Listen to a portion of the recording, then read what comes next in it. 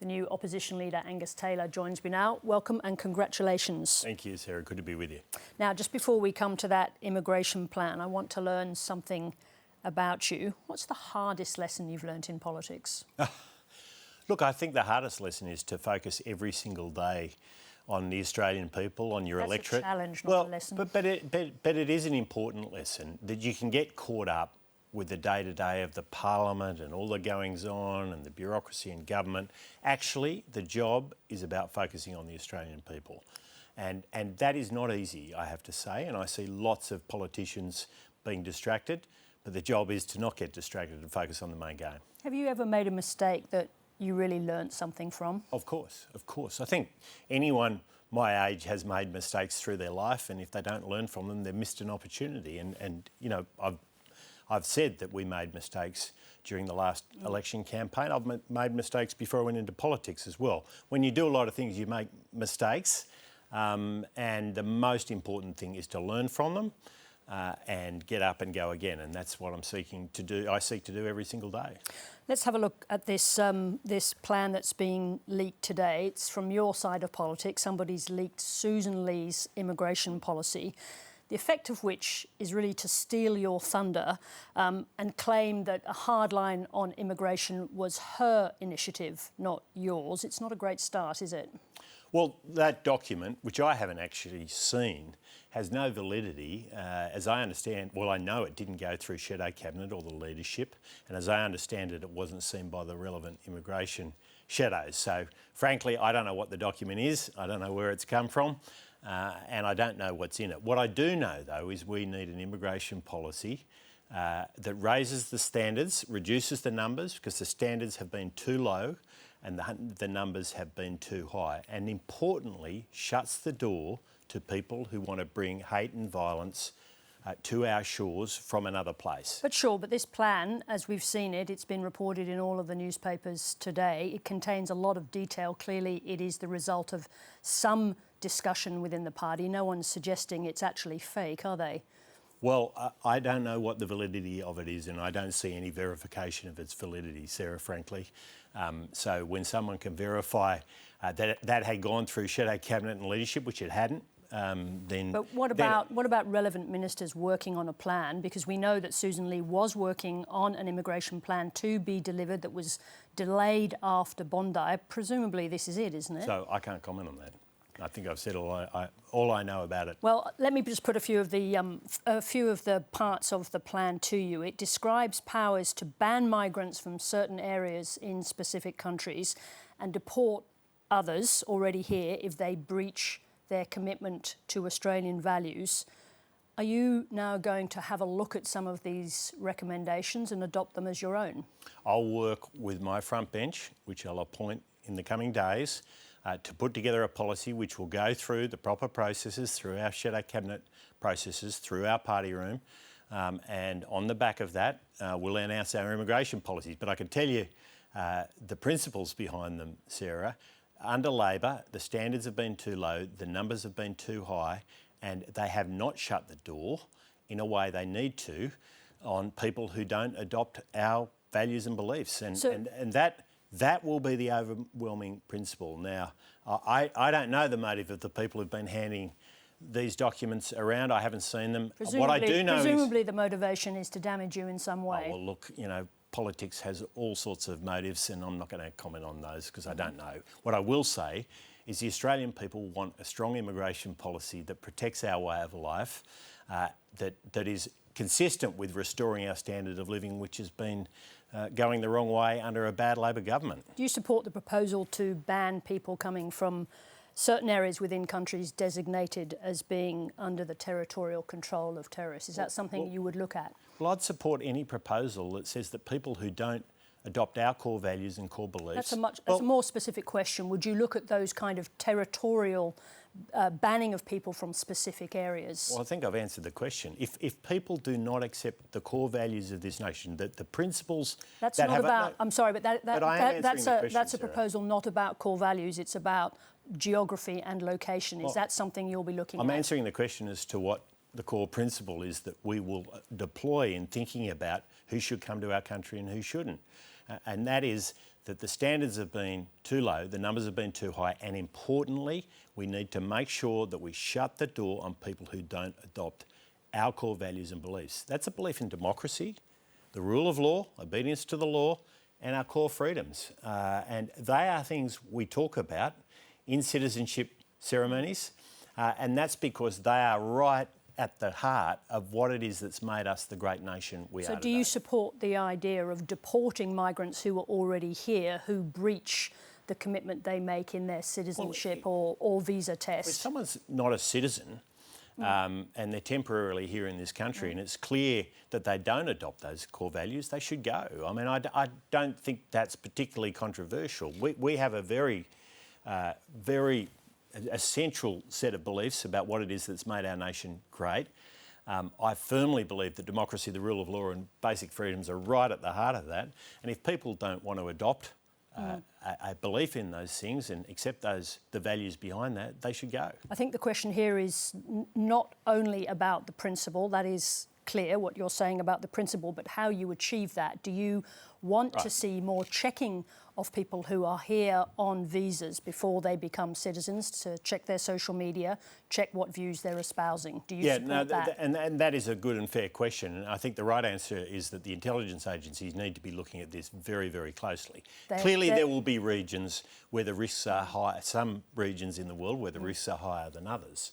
But that's what intelligence agencies do. And that's what they're doing now. But do you want to see that increased? Frankly, I think we need to tighten up on this. I think the work that needs to be done to make sure the people coming into our country are the right people and that they're not going to bring the hate and violence of another place to our shores needs to be ramped up. Our intelligence agencies clearly need to be at the heart of that. There will be some higher risk regions than others, and those principles will be in our immigration policy when we announce it. So you want to see, just to be clear, so I was asking you a question about people who are already here, but just to come back to this notion of designated areas, you do approve of the idea of more effort, more time being spent on the views of people coming from places like northern Nigeria or the southern Philippines or the tribal areas in Afghanistan? Well, I think it's obvious that there are some parts of the world where we are more likely to see people who are going to bring hate and violence to our country than others. That doesn't mean you necessarily shut the door on those places, but it does mean you do the work to make sure the people who are coming are not people who are going to threaten our way of life and bring violence to our country. Sure, there is clearly already a system in place to do that. Well, I don't accept that. I think that the work that needs to be done needs to be ramped up. I'm not saying there's no system. I'm saying that it needs to be ramped up. We need to get serious about this.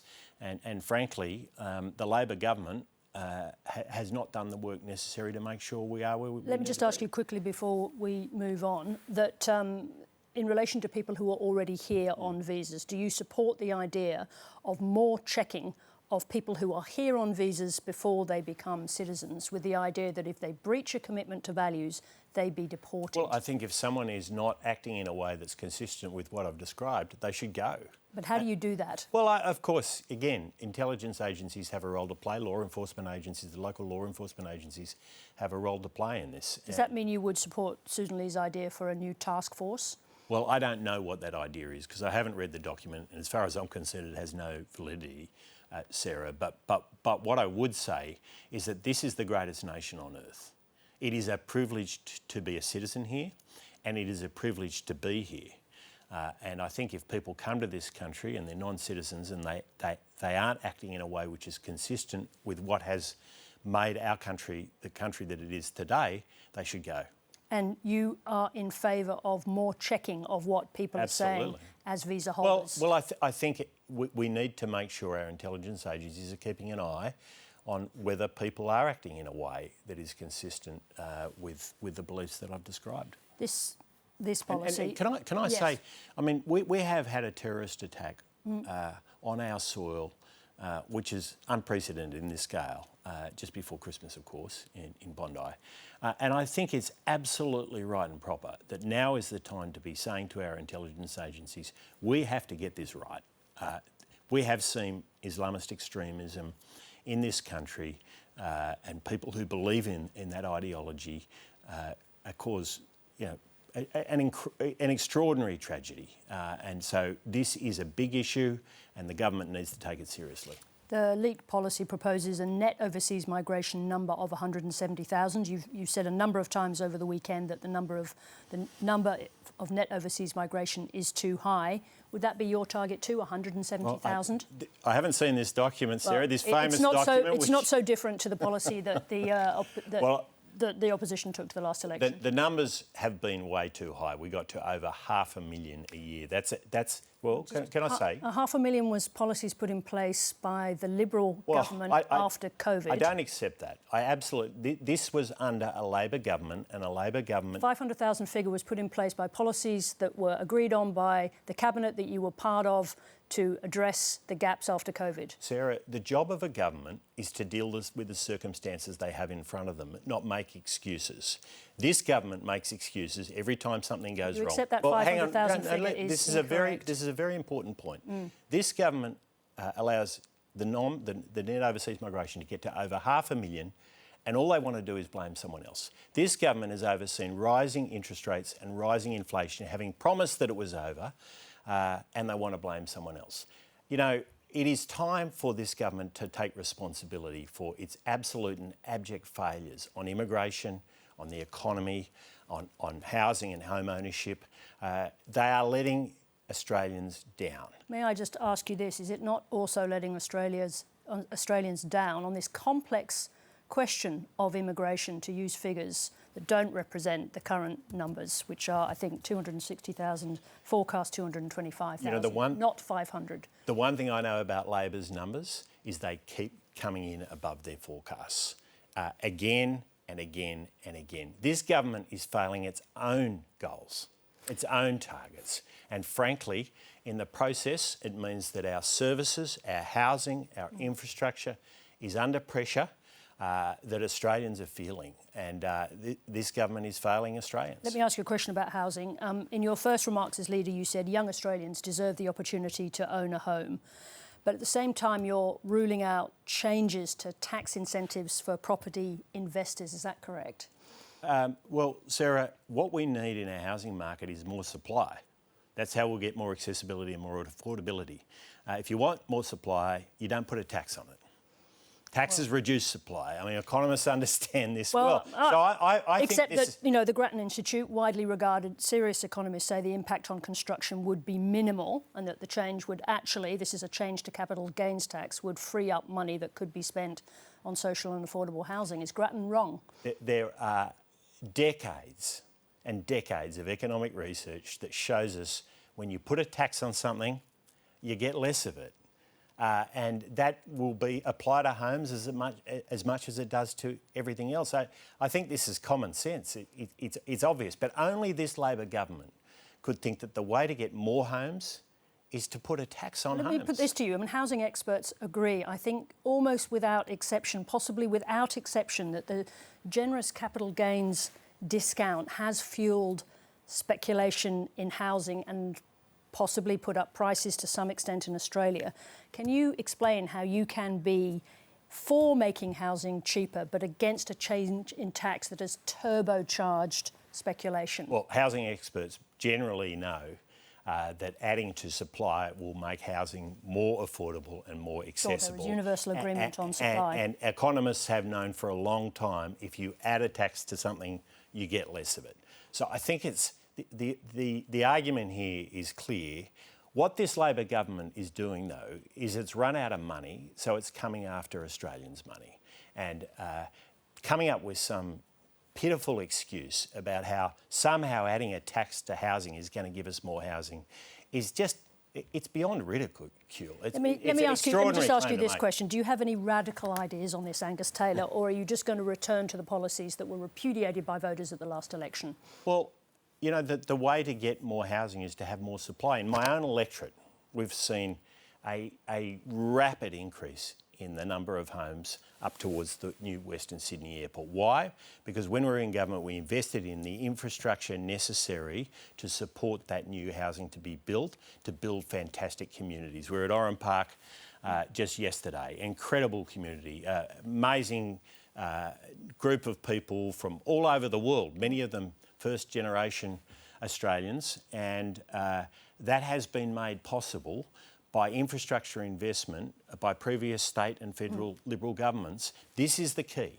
You've got to make sure you get the supply. You get the supply, you get great communities. And presumably lots of skilled migrants. I'm going to have to wrap it up there. Let me ask you a final question. Will we hear the front bench announced tomorrow? I'm not going to give you a timeline on that. Look, it's obviously a high priority for me to get a great front bench in place. I've got an extraordinary group of people in our party room who I know are all really wanting to get on to fight a bad Labor government and to focus on these issues of immigration, of housing, of the economy. I'm very proud of the team that I'm leading, and I know they're going to make a big contribution over the coming months and years. Angus Taylor, thank you for joining us. We look forward to seeing you often. Thank you very much indeed. Thanks, Sarah. Thank you.